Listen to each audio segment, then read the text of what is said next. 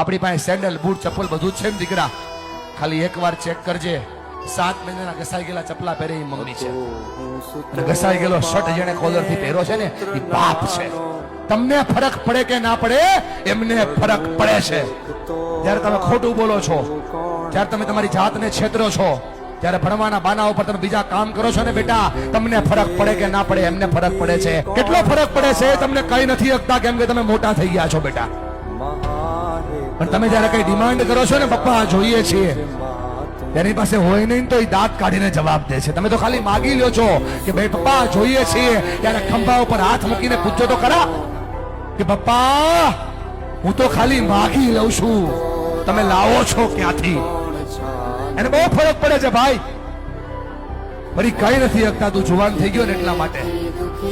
અને જો મારા પર ભરોસો ન હોય, ખાલી આંખોમાં ચેક કરીને કેટલો ફરક પડે છે. બાપની આંખમાં જે આંસુ પડે છે ને, એને એટલો ફરક પડે છે. એટલા માટે ભણો કે તમે તમારા માતા પિતાના સપનાને પૂરા કરી શકો.